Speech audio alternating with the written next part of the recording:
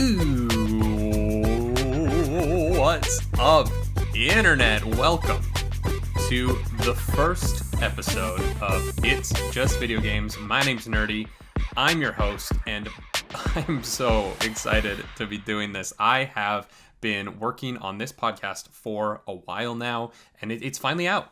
It's Star Wars Day. It's May 4th. It is a day that I celebrate every year. It's a day that's always super exciting to me. And it's also the day that this podcast is dropping. And that's awesome. I'm excited. I'm happy. If you want to know why the title, though, if you're like, why It's Just Video Games? Why call your podcast about video games? It's just video games. It's because that's what we're told as gamers, right? We have a lot of people in our lives being like, who cares? It's just video games. Why do you care so much? It's just video games. Don't talk to strangers on the internet. Don't watch them play video games.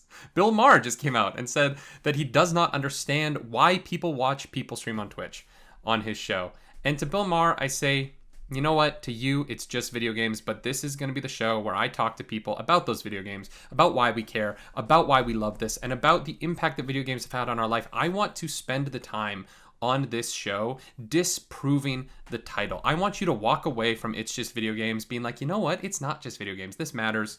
This is a community and a culture that matters, and that, you know, gamer culture can at times have some negative connotations to it. There are some people in the community that suck, but there is also a really beautiful community here. There is a beautiful network of nerds and gamers and lovers of this stuff that are wonderful and are worth celebrating. And I hope that I get to do that here. I have an incredible first guest for this too. It's Star Wars Day, so I had to go with someone Star Wars, right? In the future, this is going to come out on Thursdays, but today it's coming out on Tuesday because it's May the 4th. May the 4th be with you. And I have Star Wars Explained himself, Alex Damon, on the pod. Star Wars Explained is a absolutely massive YouTube channel that he started in 2014. It was called Star Wars Minute then. They've since changed the title. His wife, Molly Damon, who is an equally brilliant, equally lovely human, has also joined, and they make daily Star Wars content for their over 650,000 subscribers. They're absolutely massive creators. They're absolutely brilliant minds, and Alex Damon was so kind to give me an hour of his time for this conversation. I hope that you enjoy it, and I hope that you go check him out. He is doing really, really wonderful, intellectual, well-edited, well-designed content. If you can't tell, he's a little bit of an idol of mine, and the fact that he agreed to do my podcast was really cool. I do want to bring up, just before we start, that there is a couple of times we bring up the movie trivia schmodown in this, and I wanted to give that a bit of an explanation. I don't feel like we did a great job explaining it in the conversation, but the movie trivia schmodown is an online movie trivia competition that a lot of very, very smart people in mostly LA, but around the country and around the world have competed in. It is run by Christian Harloff and Mark Ellis. And it is basically if you took the world of movie trivia and the world of WWE and you mashed them together. It's so much fun. It's content that I really enjoy. I've watched a lot of movie trivia schmodown, and it's actually where I first encountered Alex Damon on the internet. Alex Damon has frequently been the champion of the Star Wars division in that competition. And this Friday, over on the Movie Trivia Schmodown, this is not sponsored by them. This is not an ad for them. This is just a nerding out about something. Alex Damon is going to be competing for the Star Wars belt again. So if you want to watch him and his competitor know way more about Star Wars than you or I do, go watch that and stick around this video to listen to Alex Damon on It's Just Video Games. Enjoy. I'm ready. All right, Alex Damon, how are you doing today? I'm good. Thanks for having me. Of course. I'm so excited to have you here. If you're watching this live, or not live, but if you're watching this the day that it drops, happy Star Wars Day to everyone at home, May the 4th. It's always been a big one for the community because of the convenience of a sound in the name. It just happens to sound like something that happens in the franchise, but we're recording this a little bit earlier than that because that is a busy week for you. Yeah, at this moment, I'll probably be talking about the Bad Batch because the first episode of that just came out. Yeah. So yeah, we'll be handling that all day. So I wanted to get you on here for a lot of reasons. Obviously, you're a big name in geek culture. You're a big name, particularly in the Star Wars culture, and I think that we're at a really interesting point in where Star Wars is at, particularly around the video games. because EA, the company that has had an exclusive license to make Star Wars games since the Disney takeover of Lucasfilm, recently lost that exclusivity. And I really wanted to get into it with you about what you thought of the EA years, and where you think we're going to go from here now that there's sort of this open field as far as what can come next. Cool. But go. Oh, no, I'm just agreeing. Like, that sounds good. Yeah. So before we get into that, I just want to quickly ask, do you remember what the first Star Wars video game you played was? Oh, probably Dark Forces. Oh, that was right when I was like getting into Star Wars, and my friend down the street was getting into Star Wars with me, and he was like, "Hey, I got this Doom clone," and we went down, and he also had a Mac, and I remember it being kind of a pain to get the game to work on a Mac, but we got it to work. Wow. And it was super fun. I remember we talked about that a lot in like 2nd and 3rd grade. Wow, that is I didn't even realize you could game on a Mac back then. It wasn't easy. I didn't have any Apple products until college. So I was like exclusively console gaming before that, and my first was the old arcade stand up with the single stick. I will have one of those in my house one day. It's like my dream video game accessory. But would you say you obviously know everything about Star Wars, or almost everything? Everything. You're sort of famous for being a longtime champion of the Star Wars Schmodown League. So your trivia knowledge is second to one at the moment. But I'm assuming that'll change at the end of next week. Fingers crossed. Fingers crossed. How many clone troopers do you think you can name now after that last match? I mean, I could name Bly already. I knew Bly. It just brain farted. I was sitting there with a B written on my board, and I was like, B what?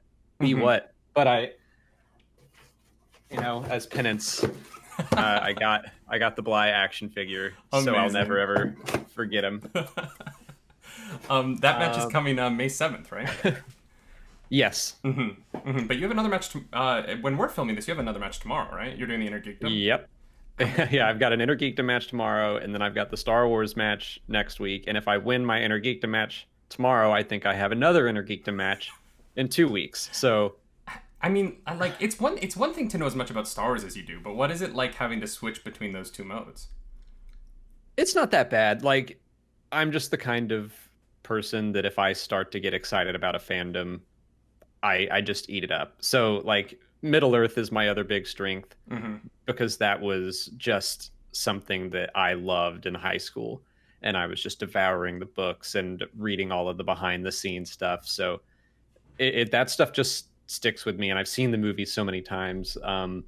So any fandom that I legit enjoy and have for a long time, like all that, I don't know, my brain's weirdly wired for retaining trivia. But then I've enjoyed going into other fandoms. Well, not all of them, but if I never watch another Teenage Mutant Ninja Turtles movie ever again, I'll be fine. But I'm expanding my horizons. I'm getting out there. I'm trying other things, and I loved Ninja Turtles growing up, but those live action movies are rough now. Well, and that one's a wild one to me because the original Ninja Turtles movies, I feel like, are so successful at creating an atmosphere for their audience to enjoy the rubber suits and everything, and the CGI version that they redid is almost like off-putting to the audience who loves Ninja Turtles. Like, it's like they tried to make Ninja Turtles for a different group of people than the people who are going to show up. And I always find that fascinating with franchises, and I wonder almost, going back to try and bring this back to video games and Star Wars, I wonder if that might be something we could say about parts of the EA Star Wars years. And the unsuccessful parts of the Star Wars years. But before you jump into that, I do want to know, you read all the books, you read all the comics, you watch the movies probably more than any other human. Where do you rank the video games in terms of like your love of Star Wars? Good question. I would say that when Star Wars video gaming was really hitting its peak, like in 2005, I was at the end of high school getting into college, so kind of my attention was turned elsewhere. Like, I didn't play KOTOR when it came out. I think that was in 2003. I was a few years late to that. I've never played Star Wars: The Old Republic Online, the MMO, because Mm-hmm. it was coming out like right when I was in college, and I just didn't have time for it. Um, so I, it's never been like a major part of my fandom. But then more recently, Star Wars Jedi Fallen Order is maybe my favorite thing that's come out since the Disney acquisition. So in that sense, I'm like, yeah, it's getting to be more and more like that. If they keep making games like that, then it will absolutely climb up my little fandom ladder. Yeah, I was a huge Star Wars gamer. Like Knights of the Old Republic obviously was a huge one for me. And so I went into this transition into the EA games with a little bit of hesitancy. I really the original Battlefront games for Star Wars. I had that Battlefront 2 on my PSP, and I took that literally everywhere with me in high school. And so I was hesitant coming into EA taking over, having exclusivity, and we got that first Battlefront game. I felt like it was a fine game. I don't think it like blew anyone's socks off. But then EA, you could say they dropped the ball a little bit with the launch of Battlefront 2. And, you know, outside of maybe the fan response to The Last Jedi, I don't know of a more divisive moment for Star Wars than that. And so I wonder, how did you feel going into Battlefront 2? And did you pick that up day one? Where were you at with that? Yeah, so I'm lucky enough to be a part of the EA Game Changer uh, group, I guess. So Mm-hmm. we get to play the game sometimes a little bit early. We got to Ooh. play like a few hours of Fallen Order Mm-hmm. in October, and it was going to come out in November. Mm-hmm. And we played Battlefront 2 a little bit beforehand, and it was interesting. And I appreciate that they're like this. The EA Game Changers are like, be brutally honest. Like if you don't like something, speak up, and that's fine. And yeah, the build we got to play before it was released did not have like all of there were like loot boxes, but like everything was unlocked already. We didn't know what was exactly going to be in them. We didn't know Mm-hmm. how it would play into the final build. It was just like, here's everything in the game, go for it. And we were like, this is fun. And so Yeah. we were all like publicly, this is fun. And then the launch was very different. Mm-hmm. And so everyone was like mad at us for saying that the game was fun. So that was an interesting time. Um, but yeah, I'm not really super into first person shooters. So like Battlefront 2, I was basically like, yeah, this is fine. Mm-hmm. I'm glad there was a story mode in Battlefront 2, but it was like 3 or 4 hours long. It was very much like an afterthought. So yeah, Battlefront 1 and 2 were just kind of like not my thing. But I wouldn't say I'm very heavily into gamer culture. Mm-hmm. And so I also didn't have super strong feelings about how it was put out. But I totally get the people who were annoyed. Yeah, it was basically like pay more to unlock things faster. You don't have to pay to win, but you absolutely can. Yeah, it's interesting because I hate playing the lightsaber wielders in Battlefront. Like I play that game almost exclusively to be the troopers, or to Mm. be the droids. So for me, I didn't really notice at first. I booted up. I played through the story first. I thought the story was short but fun. I really love the character of Iden Versio, and the you know it's one of the few Star Wars things I think that we've gotten recently that feels multi generational, where it like Iden Versio's story managed to transcend a few different periods of storytelling at the same within one story, which I appreciated. And then I just wanted to go online and be a clone and shoot at people, right? So for me, I didn't have the same reaction that other people had, but I totally understood the pay to win structure of it was off putting. And honestly, it was more how EA handled their response to it, right? But then they follow that up with Fallen Order, which you've mentioned already. Anyone who has watched my streams on Twitch knows I love this game. And to me, it really is like the biggest 180 I think I've ever seen in fans' response to one company. Because Fallen Order comes out and it is truly, truly like the Jedi experience I always wanted as a kid. And so you got to play that early. Where does Fallen Order? You've said it's like your favorite thing, but like, what do you think about the launch of that and what that did to Star Wars gaming culture?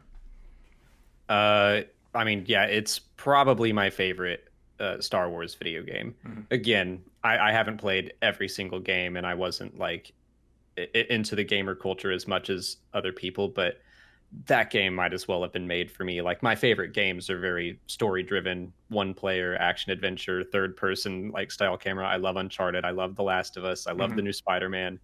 So, and I'm also a big Indiana Jones fan. So like exploring tombs, solving puzzles, all of it was up my alley. And you have a lightsaber. So I was just blown away by the game. I think we got to unlock it on a Tuesday. It was coming out on a Friday. And I was like, okay, cool. Like I can experience the story and have a review ready. And I think I blew through it in 2 days, just staying up late because I wanted to. Have you beaten Grandmaster mode yet? Yeah. Yeah. Took some time, but that's the one thing I haven't done yet because I gave a friend my PS4 because I was going to be working on a cruise ship for a year, and so I don't have access to it. It's like as soon as I can get a PlayStation console in my house, I'll be able to jump back into it. So did you end up in this EA Game Changers thing just specifically for Star Wars, or is this more of a general EA thing? Specifically for Star Wars. One of my favorite things to just illustrate how the Game Changer program works is we didn't do it last year, probably won't this year either because of COVID, but they have EA Play, and they'll usually have the Game Changers come out, and that's where they'll show us new stuff. And they have different Game Changers for like, here's the Star Wars group, and here's like the Madden group. And I love that when we go there, it's like we're all there for video game reasons, but we're still separated into cliques of jocks and nerds. Like all the guys, sports, all the sports guys are over there, and like the little Star Wars group is over here. Like, cool. Yeah, I love. I'm one of the, I'm definitely the nerds in that group, but I'm also 6'4". So whenever I'm in those scenarios, I fit like a weird middle ground where like I'm like a little bit taller than the general like Star Wars community, but I know nothing. I can't like participate in the conversation with the other group at all. Yeah. I played a little bit of hockey as a young Canadian boy, but then I grew out of that when I found dance. Really loved dance. Nice. It's interesting being there also because like, again, I wouldn't say I'm well versed in gamer culture and all the different ins and outs of mechanics and stuff. So I'm always there and I'll play the story. I remember at Battlefront 2, and there's a level where you're like flying to protect Naboo. And I was like, where's the Mel Crawler? That's Nine Nub ship, and it technically should be at this battle. And they were like, they looked at me and they were like, well, it doesn't really make sense to model a ship for one level that's not going to be in any other asset of the game, so just pretend it's in the background. I'm like, all right. That's the weird thing about this whole the shared canon of everything, though, right? Is there is an expectation that it should be there. I think that was the big thing everyone was talking about going into Rise of Skywalker, when you have the fanfare, the Star Wars theme plays, and all the ships show up, and it's like, well, if all the ships show up, then all the ships have to show up, and where is everybody? And the fun of the modern source canon obviously is if they're not there, there's probably going to be a book or a comic coming out soon that hopefully you'll have time to get into. But with how much Star Wars comics, I just got my first book from High Republic now. Nice. I picked up the Claudia Gray Into the Dark. But like there's so much Star Wars, I don't even have time. Into the Dark's good. Light of the Jedi is great. I loved Light of the Jedi. Yeah, I will get them all eventually. It just, it's the book reading is a very time-consuming process. Yeah. As opposed to like I can pick up a video game and make that part of stream content, and certain things can be other things. Yeah. Whereas like sitting with a book for 9 hours, finding time for that stuff these days, which is weird because I can't leave my apartment. You'd think in a pandemic, time to read books would be all you have, but. Then, so they followed up Fallen Order with Squadrons, which in a lot of ways feels like a response to the Battlefront 2 launch, right? There's no loot boxes really. There's a few cosmetic things, but I'm not sure you can pay for them. I think you have to unlock them. And it's a fantastic game that was, I think, put out really well. I think that any of the negativity around it is purely because it is a very difficult, flight simulators tend to be a harder style of game, a more niche game for sure. What do you think of Squadrons, and have you managed to play it in VR yet? Yes, and yes. I loved Squadrons. It's something, I still play it weekly with friends. So we were invited to be a part of the first like Squadrons esports tournament. when the game was like, it was when the game had been out for maybe a week. And so I got 4 other friends, and we were going up against other YouTubers in their squadrons. So it was like before good people got to play the game and figure everything out. Yeah. So we are the original world champions of squadrons. Oh, you and won? No one can take that away from me. But like we play now, and the player base is it's pretty low now, which is a shame. But like you play only the best people now. It's like there's 5 other groups playing, and they're all great, and they all destroy us every time. Well, it feels I think it's a great game. Every time I boot it up, I feel like I'm playing against people who are like practicing to go pro. Yes. And I've booted it up a few times in the last couple of months, and every time I die every 14 seconds, and I'm like, well, this is the story mode was fun. Yeah. But that's kind of the last moment for EA's solo exposure to squadrons, and now we are ending that their exclusive license has ended, and we are entering into sort of an unknown, right? Like we are going to get more EA games. They've stated we're going to be getting more EA games. I'm assuming we're getting a Fallen Order 2. The people watching this might know more about that than us, because who knows what they're going to announce on May 4th this year. We know we're getting the Skywalker Saga Lego game. But we also know that Asper is going to be making a Knights of the Old Republic remake. And that there's kind of open season on Star Wars. So I want to know, like, where do you think we're going from here as far as Star Wars video games? And do you think they're all going to be connected to canon now that it's not one company making them? Yeah, I think that's still probably their goal, is to, unless they slap a Legends banner on it, but that's mostly a publishing thing. I expect that anything going forward is going to play into the canon universe somehow. And yeah, a lot of this stuff is like, they've kind of talked about Fallen Order 2. Someone has talked about a KOTOR remake or reboot or whatever, but it's like very little is confirmed. I think the Ubisoft open world game is confirmed, and we know barely anything about that. And yeah, the Lego Skywalker Saga, I'm thrilled, honestly, that there's no more exclusivity. I think that was holding Star Wars gaming back, because it used to be like, if you go to 2005, like 5 great games came out that year. And now it's like with just one company, we got like one game a year maybe, or every couple years. And I think it's just like, yeah, give more people a chance, make weirder games, a lot more variety. Like I think that variety is always the way to go, because I've felt very fortunate with the past 2 games, having loved Fallen Order and Squadrons. But yeah, like not everyone wants a starfighter simulator. Yes. And some people just want another first-person shooter, like a Republic Commando or an RPG. Like people want so many different things that one company, I don't think, is able to handle all of that. So you think that the market, like, you think there's room for us to have those 4 or 5 Star Wars games a year? Because that's always my concern. I'm always worried about the like the infighting of like, there's too many Star Wars games backed up. It's a similar concern that I have with like the rest of the year for Marvel, right? Where they've pushed everything back so much that it's going to be like Black Widow, Shang-Chi, and Eternals in like 2.5 months, while there's 3 Marvel shows on television. Sure. And it's just kind of a like, all right, I'll get to some of it later. And I think the one thing that Star Wars has had, because of the exclusivity, and I'm not defending the exclusivity, because I have mixed feelings on it, but it has sort of been a big Star Wars game every year, and it's sort of felt like an event. Other than obviously the remakes, the Republic Commando on the Switch, and then Knights of the Old Republic being on any screen, every platform. Yeah, I was playing it on my iPad, and I was like, this is bizarre. Like, it's KOTOR on your phone. So I have a slight concern about if we get a Star Wars game every month. I don't think we will, but if we were to get something like that some of them would especially games that need a player base. You're talking about how Squadrons has already kind of fallen off.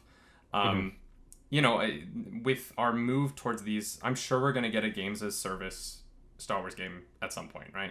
We're going to get like the Star Wars Destiny or Apex or whatever game.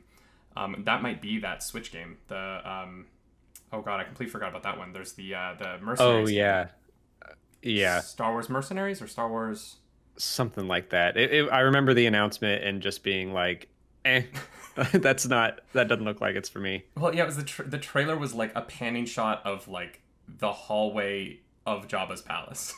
Right. And there were like Star Wars noises and a hallway, and I was like, all right, I don't know.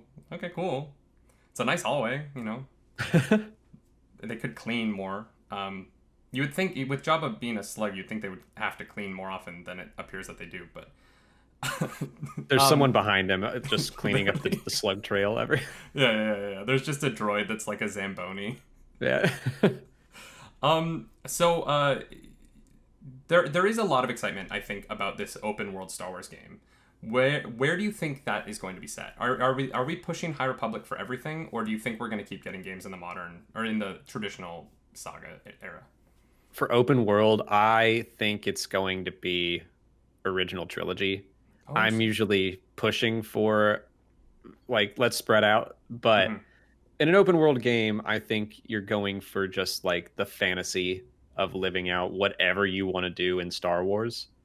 And I think most people, I mean, the original trilogy has been out for 40 years. So I think everyone is pretty familiar with that era, both young and older gamers. So to me, it makes sense to be like, that's just a catch-all. Throw everyone into the original trilogy era and let them wander around.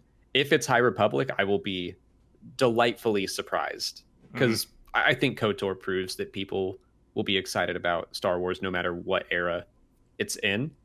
But I don't know, for an open world game, I feel like they would want to let people live out like the fantasy of seeing kind of like Galaxy's Edge, where you can see the Millennium Falcon, even though that's the sequel era. But you've always imagined going to Endor or something, or we can see what Coruscant is like during the original trilogy. Stuff like that, I think that'd be my guess. The original trilogy is such a weird one for me because it always comes down to people want to have lightsabers, and there's only so many lightsabers, right? Like it's a period of time. You can kind of go 20 years in either direction, and you can have as many lightsabers as you want. But there's that like one chunk of time where there's supposed to not be many, and they just keep adding them in. That's a fair point. Like a prequel era game, I think it has probably the same draw as the original trilogy, but I don't know. You just swap the stormtroopers for clone troopers. I feel like you still have to have like the white armored trooper walking around. Yeah, I've been waiting, like literally waiting for them to make a game in the Clone Wars style. There was one that was a little bit smaller, but like if you could give me a full scale like Fight the Clone Wars video game with the animation style of the Clone Wars, you know, like I know we love our photorealism now, and the Fallen Order, like it looks like Cal Kestis is just a real person if you have those graphics on Ultra. But you know, I sometimes think that video games don't always have to be that. They're playing, you know, Hades was such a great example last year of bringing an incredible art style to the roguelite style of gaming, and it, you know, it won Game of the Year from the majority of outlets, right? And we called it our Game of the Year as well because my wife and I were both blown away by it.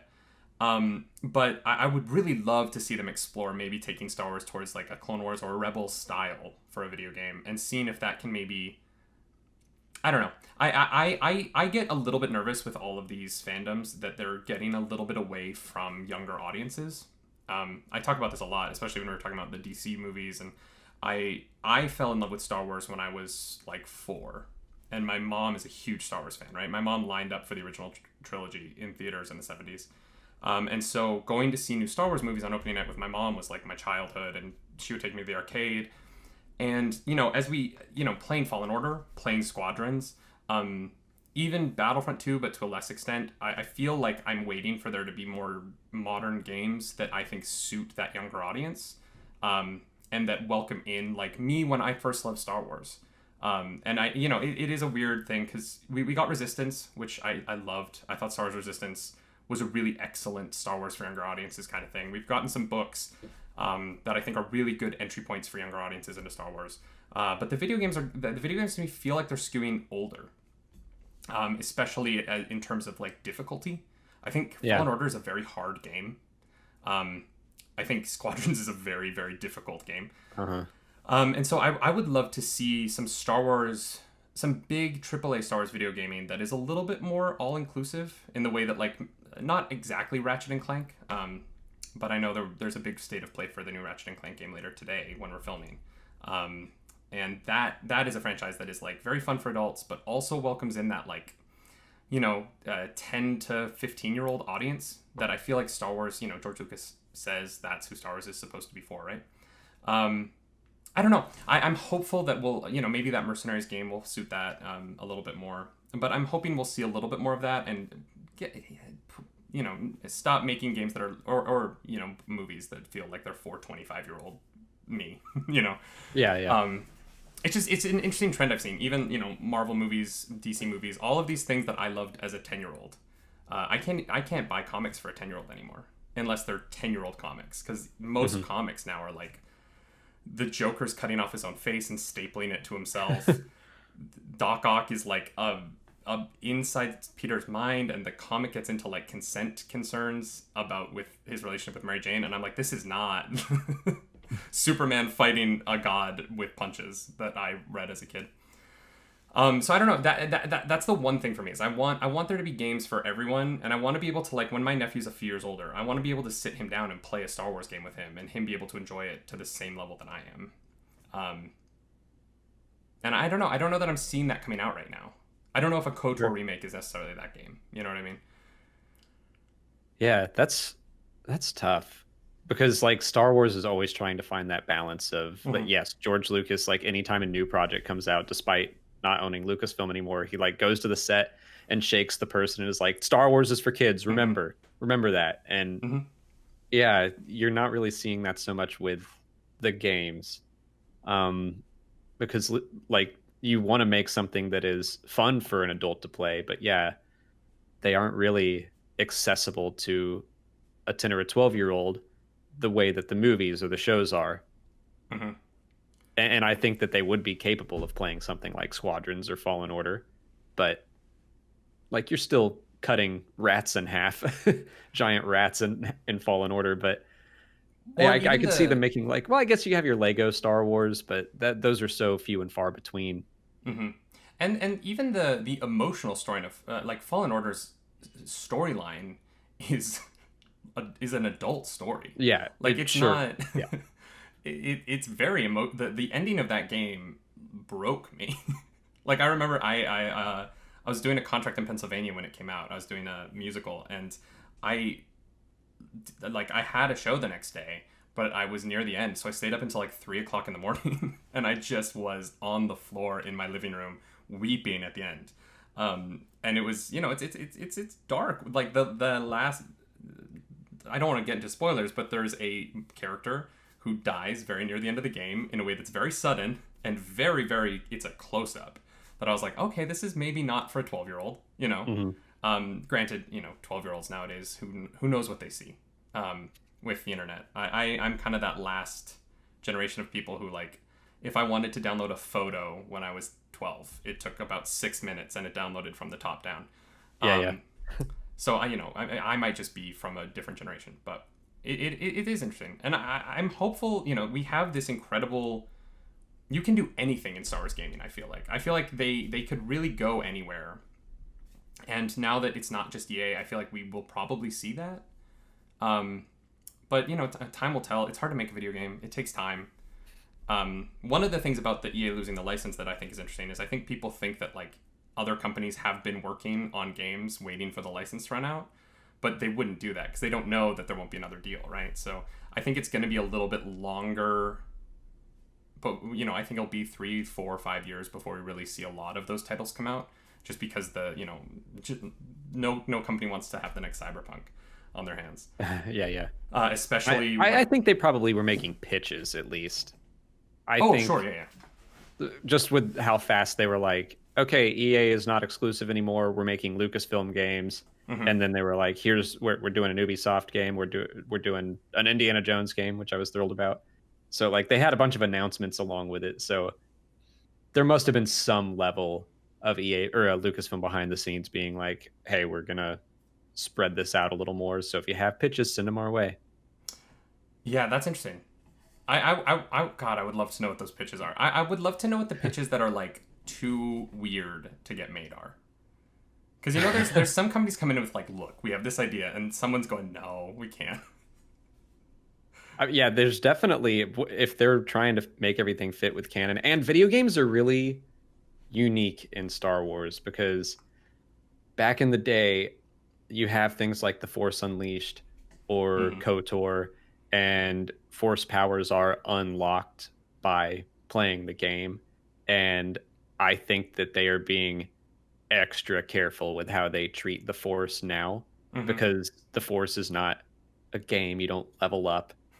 It's it's something that I think works for a game. Like I'm not opposed to it being in KOTOR. It's Mm-hmm. a game mechanic. It should fit the medium. But the way they treat the Force in Fallen Order, I'm like, I love it because I think it fits very well with what George Lucas has always said the Mm-hmm. Force is.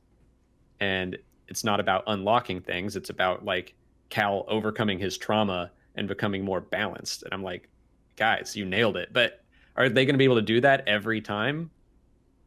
Probably not. Like, Yeah, especially in, like, an open world game, right? Although with an mhm. open world game, you can kind of just be like, you have all the powers. It's about the story. Have fun. Try and go and Yeah. figure them out.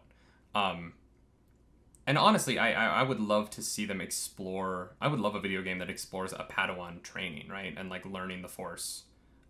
Because I feel like you could have that level up kind of situation, in a more natural way with a younger protagonist who just literally doesn't know what they're doing. Um, and, you know, there could be a really fun game and just an exploration game with a master and a Padawan, and you're trying to keep up with this very, you know, advanced Force user. So you do stream on Twitch. You have your Twitch channel, Alex Damon Live, over on the platform, and I want to know. There's a lot of people now talking about the move to YouTube and YouTube streaming versus Twitch streaming. Why did you choose to stream on Twitch and not stream live on your YouTube channel? Oh, I stream live on both. Oh, It's okay. Twitch is a place to do some non-Star Wars stuff. So well, every so often I'll do like a video game stream Mm-hmm. on YouTube where it's like I'm playing Pod Racer today because I feel like it, and so I'll keep that on YouTube. My wife and I do a weekly Lego stream where Mm-hmm. we build part of the Millennium Falcon or whatever set we're working on. But on Twitch, when I'm more active, the Schmodown has taken up a lot of my time recently. But I'll do like non Star Wars Lego Mm-hmm. builds over there, play Resident Evil or whatever I'm feeling like, and we do a show called Explain It to Me, where we have people in other fandoms explain like what's going on in WandaVision because I have no idea. And The experts don't know either. I promise you, they have no more answers than you do. yeah, Everyone, that show was so fun because everyone thought they had it all figured out. Like, every week, I would go on TikTok. God, I've started watching so much TikTok. The swiping is so addictive. But the number of people who are really smart and know so much about comic books, who just they're so confident that they figured it out, and everybody was wrong every time. I was like, this is amazing. Like, this is. yeah. I don't know how Oh, you I come mean, back with confidence again next week. I used to kind of be like that with Star Wars, and it's basically gotten me to a point where I'm like, it's pointless for me to theorize, Hmm. or I will notice that when people will latch onto like tiny little details, and I'm like, dude, that's not important. Like that is not what this story is about. Yeah. Yeah. People always want to try to outsmart the writers, and it's like it's so much more satisfying to just sit back and just enjoy whatever story they want to tell you. If you're right, great, but Yeah. like don't get too attached to your idea. Well, it's something that I find in a lot of modern fandom, right? We're in this age of we have these audiences that love these properties so much and have loved them for so long that they feel, you know, when you love a fandom, it feels like you own a part of it, right? It feels like you are Mhm. a part of its creation in a way. And so people have ideas about how it works. And we've, you know, I was recently in a debate, a Star Wars debate on Twitch, on my friend Chaotic Neutral Goblin's channel, and we were debating like how the Force works in the sequel trilogy, and for me, I was like, there's things I don't like about the sequel trilogy, right? Like I don't love every single beat, but I enjoy watching the movies. There's not a Star Wars movie Mhm. that I can't put on and have a great time watching, and some of the arguments that were being thrown at me by someone who is not as hot on them was that, well, that's not how the Force works. And I was like, I don't know how it works. Like I can't. I don't know how any of it works, right? Like it's my thing in Marvel movies. So I'm like, I don't understand how it works. It looks cool. It's fun. It moved the character emotionally, and that's kind of what matters to me. But I feel like there's this argument that I keep hearing that's like, well, it should that character shouldn't be able to do that. And my answer is always, why not?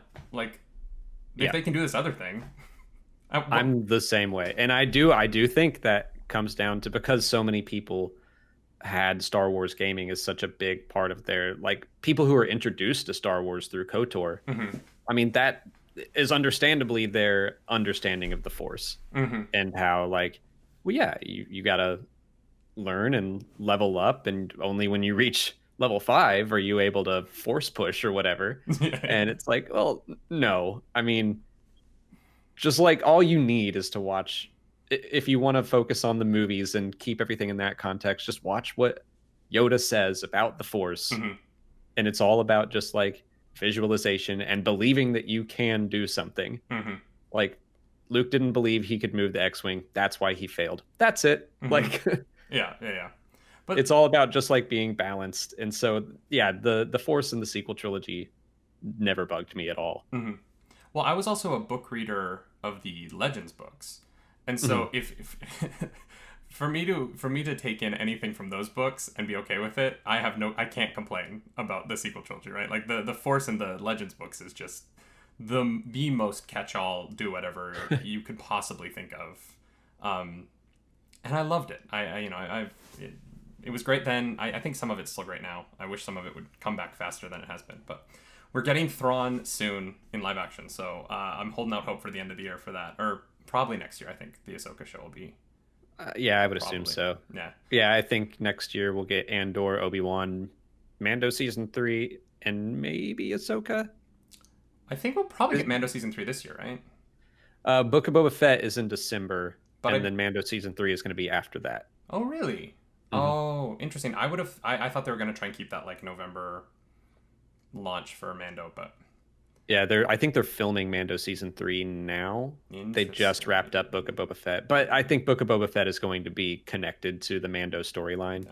So it would be weird for them not to now. Mm-hmm. I was very excited. We were watching that first trailer for Bad Batch, and that Ming-Na Wen's character Fennec Shan showing up. Oh god, I love Ming-Na Wen. She is one of those actresses that has just been like in things my whole life that have been a big part of it. Watching ER with my parents, and then Mulan, and then she just always seems to pop into things I love. And so getting to see more of her is very exciting. Where do you? So the big question I wanted to ask you when I first asked if you would do this was, do you ever regret making your brand being the guy who knows everything about Star Wars? Not really. I mean, I'm just I know a lot about Star Wars. I never try to make it so that I'm like I know everything. It's like I'll know as much as I can. Mm-hmm. I'll keep up with all the stories that I can, and I'll stay more informed than I think most fans do. But there's things people ask me all the time, and I'm like, no idea. I just you gotta own that and not pretend. Or like try to talk your way around it, or be like, oh well, that's just not important, so I don't have to know it. Like, nah. It's the one thing that I've always been passionate about, and I've always known a lot about it. And so yeah, I'm pretty happy with how it's going. Like it's more fun, when new stuff is coming out. I'm really excited for the Bad Batch to start, because we've been just kind of like, yeah, we got a book, get some comics every once in a while. Just kind of been waiting in between Mando season 2 and Bad Batch. Yeah, and that's really interesting, right? Like it's being as niche as your thing is, you really are dependent on Disney making more stuff. Like not necessarily, I guess, because like there's always I'll pop back into Legends every once in a while, but it's much more exciting to talk about the new stuff for me. That's what really gets me excited and going. There are some weeks where I'm just sitting there like, all right, I got to make 7 videos about something, and I'll just try to find anything that halfway interests me. It's a lot easier to do that when new stuff is coming out, and I'm like, ooh, yeah, this is, I can review this, I can talk about Easter eggs and I can theorize even though I'm always wrong. Like that stuff is more fun and engaging to my brain. So this question is more for me personally. I wanted to ask you. You work with your wife, Molly, who is also a brilliant Schmodown competitor and knower of Star Wars things. And you guys have been making content together for a long time. You started this channel, I think.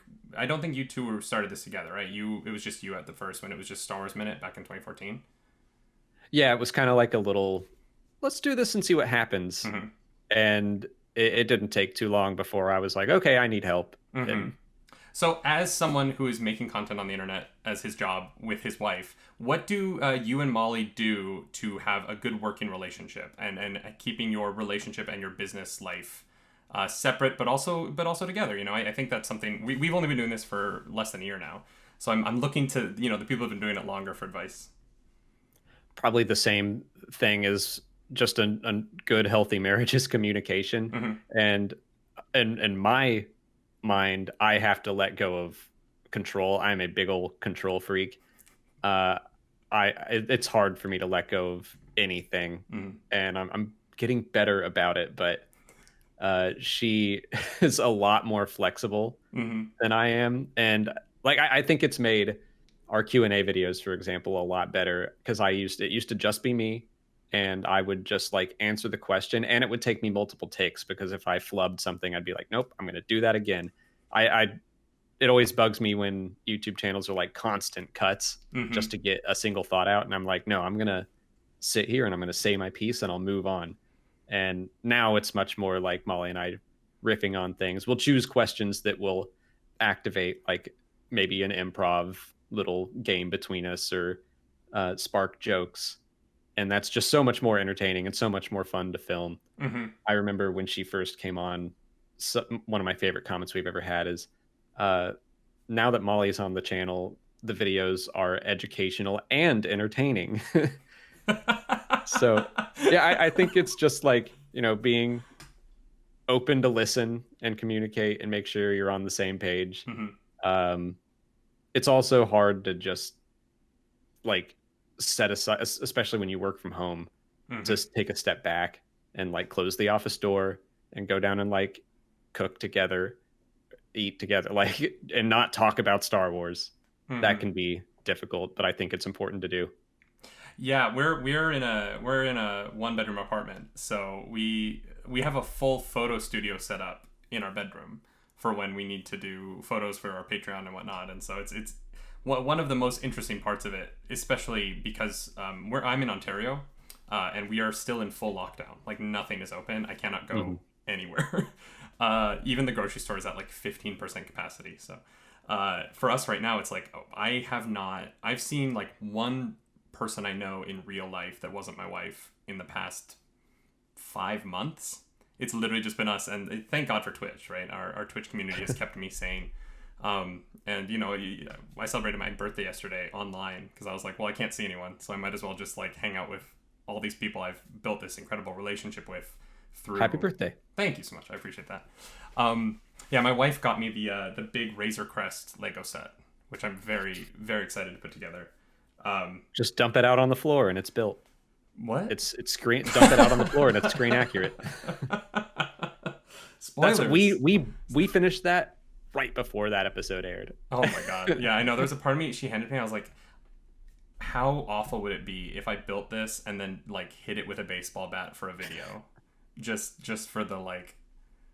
Oh man, that hurt. That one hurt.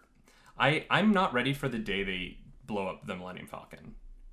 Because it will happen. Like, just for us, like, some writer is going to eventually do it. And, I feel like Star Trek has gone to that well a few too many times. They've destroyed the Enterprise in all of the Kelvin timeline films, I think. But one day they're going to blow up the Millennium Falcon on screen, and I'm not ready for that.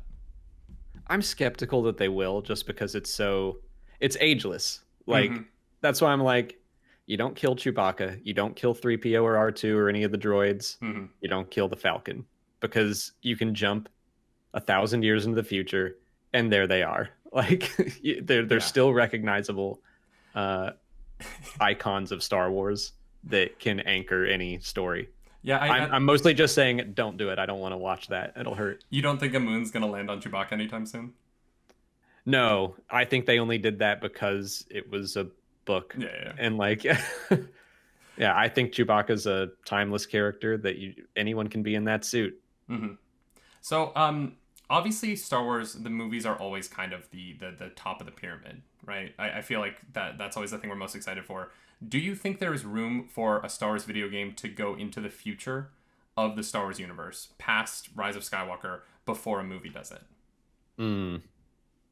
I'm sure there's room for it. I'd be surprised. I Mm-hmm. think that, like you're saying, that it's the top of the pyramid. I actually think of it as a reverse pyramid, a funnel, because like the most people watch the movies, Mm-hmm. and then almost as many people watch the TV shows, and then you get like your video games and your books and your comics, and so I feel like they're gonna want to, anytime they dive into like a really major new era, if it's thousands of years back or forward, I think they're gonna want the movies to set that tone Mm-hmm. instead of be like, well, this random comic that we did on a whim now has defined what the movies have to look like. Mm-hmm.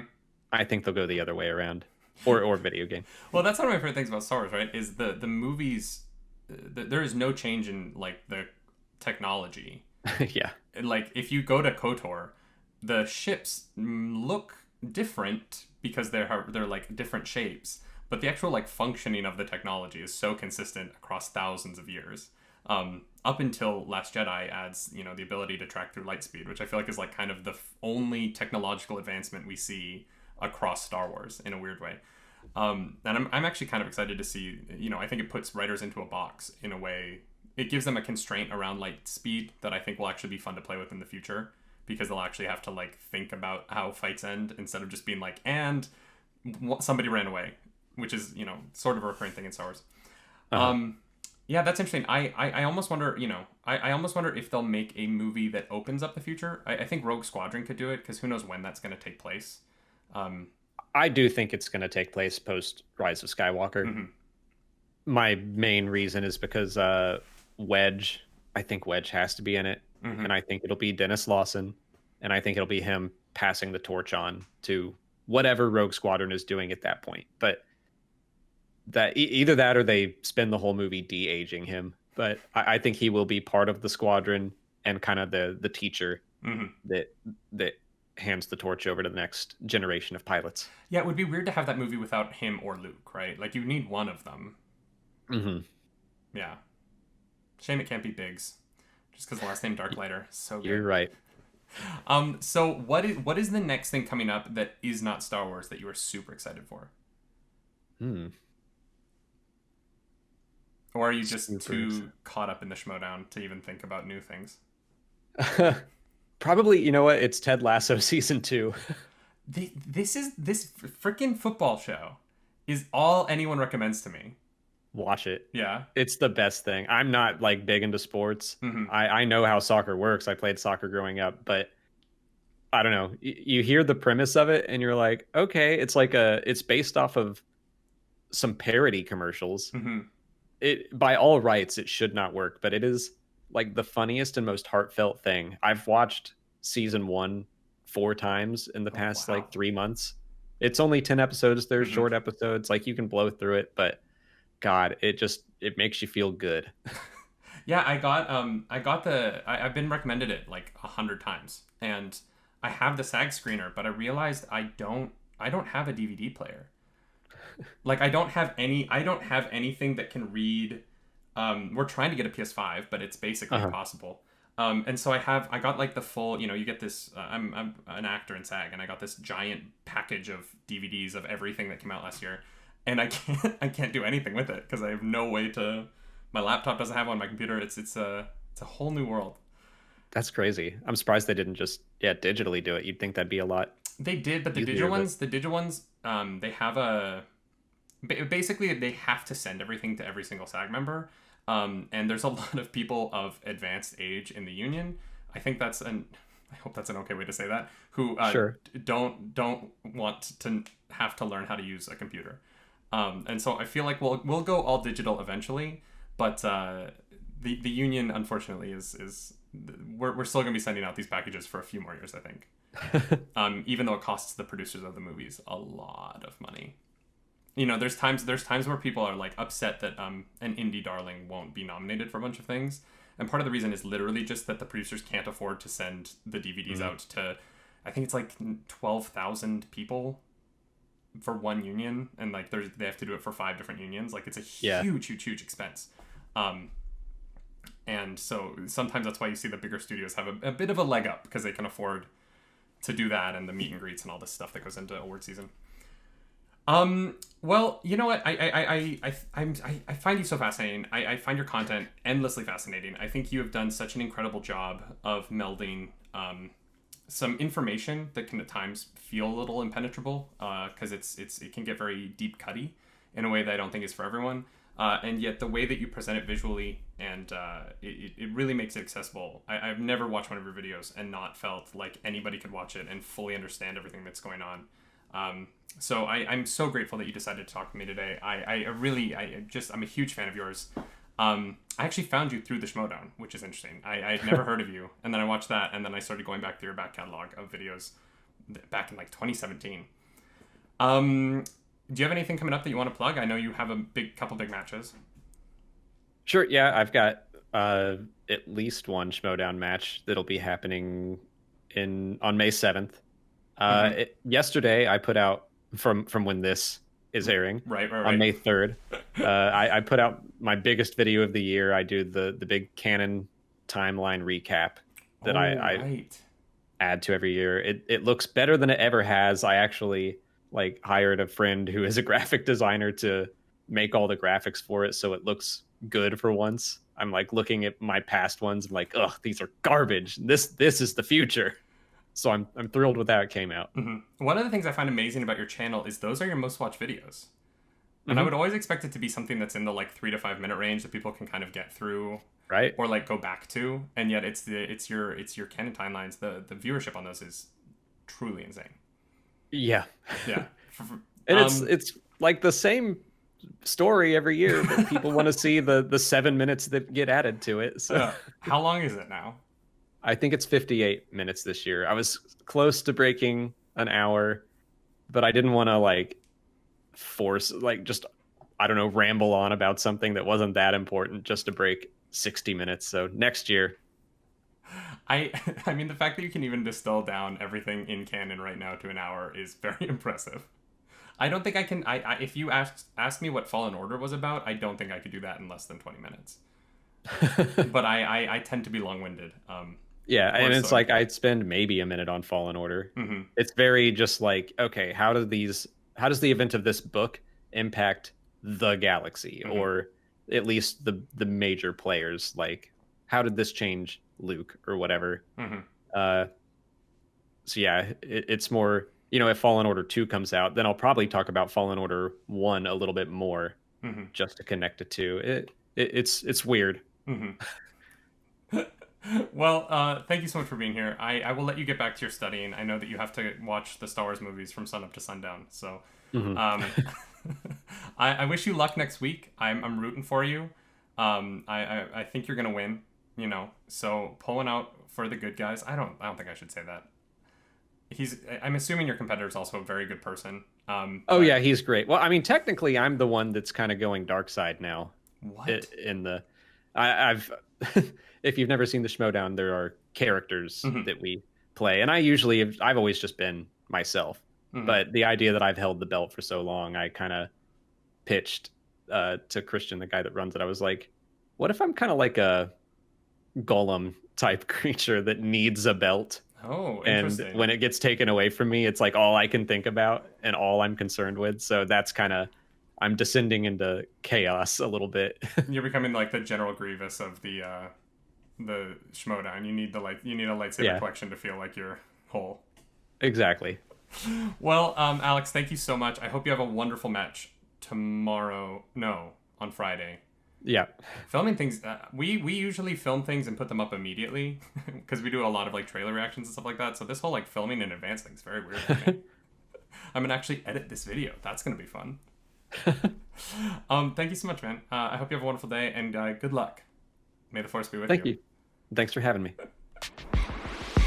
And there it is. Our first episode draws to a close as we finish our conversation with Alex and we head into the outro, which I realized I needed after I edited the thing together because it just kind of ended. It was a little weird.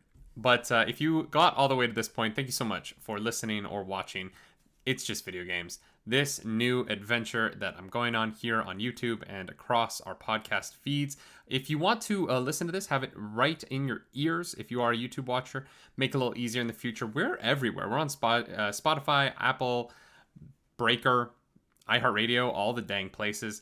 And I hope that you come back next week. We have a really incredible guest, a cosplayer, a model. I can't reveal who it is yet, but if you follow me over on Instagram, Twitter, at NerdyNightly, everywhere across the internet, you will get some little sneak peeks, a little bit of info before next Thursday. This is going to drop at, I think I said 5 p.m. We're going to try that out at first. We might play around with the time. We might play around with the day. But we will have an episode next week, and I'm really excited about it. We're going to be talking about Pokemon Snap, the launch of that. Hopefully we'll get into a little bit of Returnal, depending on if they've played it, because I have not, because I can't get a PS5 for the life of me. I'm trying so hard. But until then, please come check out the Twitch. I'm streaming over there at twitch.tv/nerdynightly. We're having a good time with the Nerdy Lock, doing a hardcore Nuzlocke of every single Pokemon game in release order. We have beaten 7, and we're going to beat Ruby very, very soon. Until next time, y'all, my name is Nerdy. Do something nerdy tonight.